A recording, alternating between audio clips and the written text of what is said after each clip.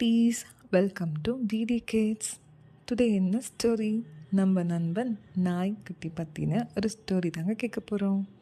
ஒரு கிராமத்தில் ஆடு மாடு மேய்க்கிறவர் இருந்தாராம். அவர் செம்மறி ஆடுகளை மேய்ச்சிட்டு இருந்தார். தினமும் பக்கத்தில் இருக்க ஒரு காட்டில் மேய்க்கிறதுக்கு ஆடுகளை கூட்டிகிட்டு போவார். கூடவே ஒரு நாயையும் வளர்த்துட்டு வந்தார். தினமும் செம்மறி ஆடுங்க சுறுசுறுப்பாக புல்லை மேயும். ஆனால் நம்ம நாய் நண்பன் இருக்கானே, நல்லா சாப்பிட்டு சுளீர்னு அடிக்கிற வெயிலில் படுத்து நல்லா தூங்குவாப்புல.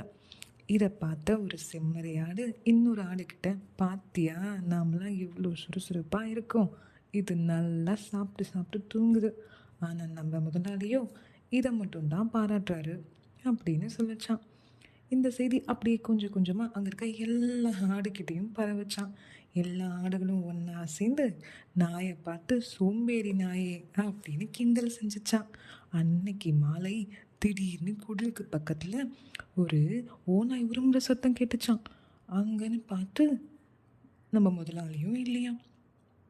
அதோடைய உருமல் சத்தம் கேட்டு எல்லா செம்மறி ஆடுங்களும் நடுங்க ஆரம்பிச்சிருச்சான்.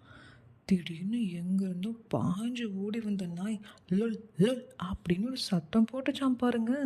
அங்கே வந்து ஓநாய் அங்கேருந்து ஓடியே போச்சான்.